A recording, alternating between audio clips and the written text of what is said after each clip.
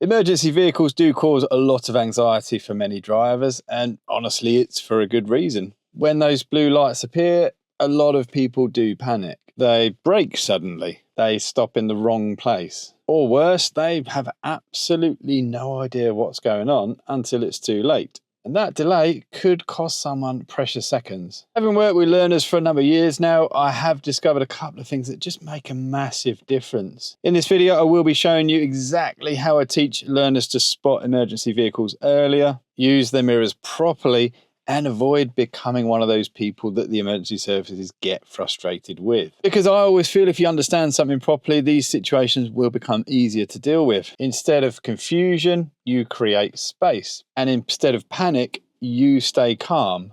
Hang on. What the hell? Oh, that's better.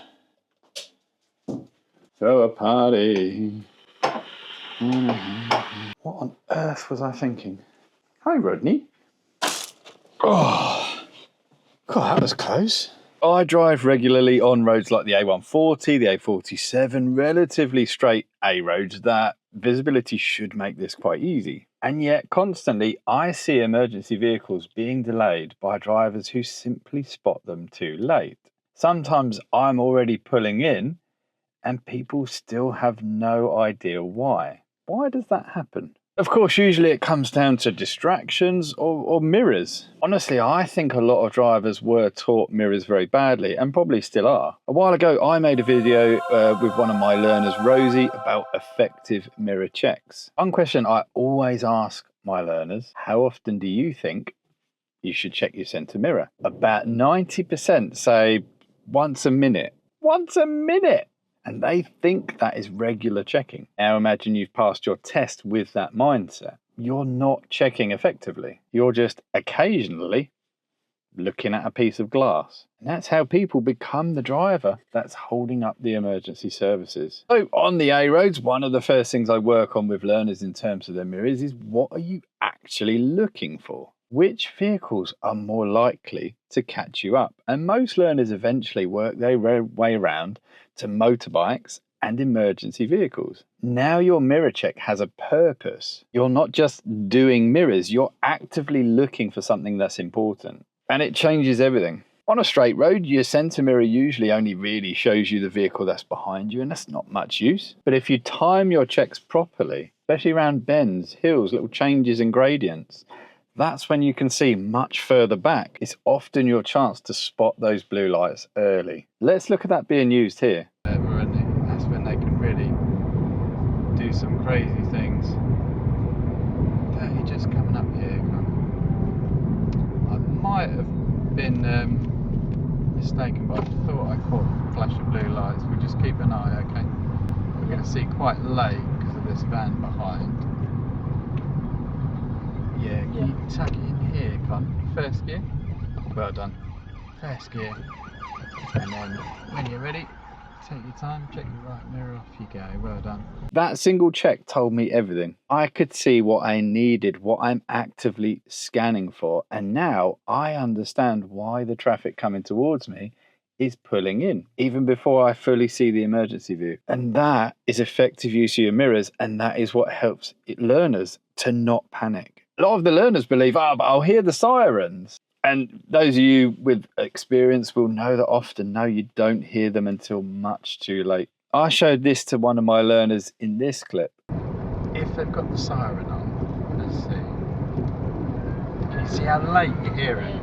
It's literally as they're on you. The reality is you will see them way before you hear them. And that's why your mirror work matters so much. If you know visibility behind you is poor because of following traffic, you should be checking more often. You're going to spot them late. Once the learner realises that, often the light bulb does start to click. Now, traffic lights for me are one of the biggest ones. It's where people switch their brains off. At traffic lights, I often see people whipping out the mobile phones. And at green lights, I watch people regularly just staring ahead at the car in front as they pull forward. No awareness, no checks, just green means go. And it's dangerous. Emergency vehicles often appear here. Red light runners happen here.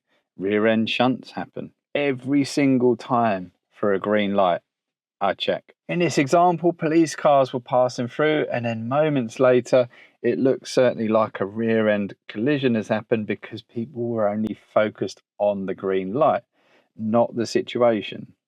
Green doesn't mean switch your brain off, it's proceed if safe.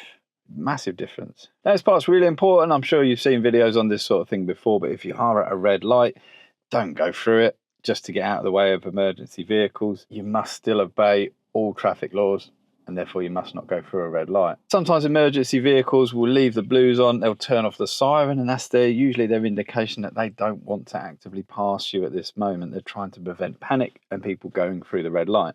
Do remember rule 151, you should be stationary far enough from behind a vehicle that you could potentially move out of the way of emergency service. And often I do see emergency vehicles not able to get through situations because of how close people are stuck in together. But on this clip you can see the fire engine here. Fire engine behind you. Now you're happy you mustn't move through traffic lights on the red, okay?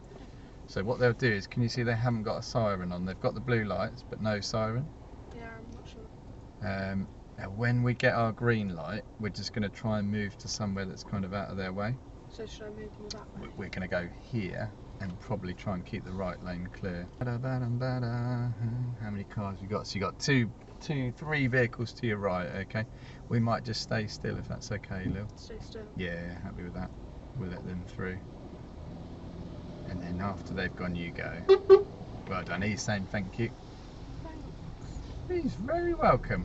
So they left the sirens off so as not to encourage, and then everyone does the correct thing. Right lane moves, we stayed still. Let the emergency services decide the safest route. Now, particularly on roundabouts, some people panic and stop when they really shouldn't. At roundabouts, stopping can create more danger. Sometimes the safest option is actually to continue, clear the junction, and let the emergency vehicle use the gap behind you, which is what happened in this clip here.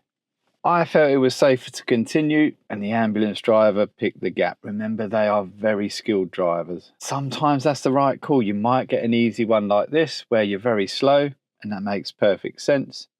But emergency vehicle drivers, they expect us to be human. Our job is not perfection, it's to be predictable. Whenever traffic suddenly builds up, I ask learners what could be causing this. We'll go through things like roadworks, slow vehicles, and they'll often come to, it could be a crash. Who's going to be going to that crash? Emergency vehicles. Brilliant. Now your brain is primed. Rather than whipping out the phone illegally, you're now looking and scanning for those vehicles. When you see something unusual happen, instead of confusion, you're now prepared. It's the awareness that makes all the difference. And it's the same when you're approaching oncoming stationary traffic. Listen to the chat I have with my learner. Do think about the hazards of having traffic on your right now. If there's any junctions you've seen people, we keep it clear, don't we? And people love to pull out. Think of motorbikes filtering through the traffic, emergency vehicles trying to get through on a call. All might be the things that, like you're doing, wouldn't make me do 60 in a 60. I'd probably go a bit slower. Oh, lovely, there's an emergency vehicle. Can you put a left signal on? We're just going to tuck right in here. That's lovely, Marnie. Excellent, well done. First gear.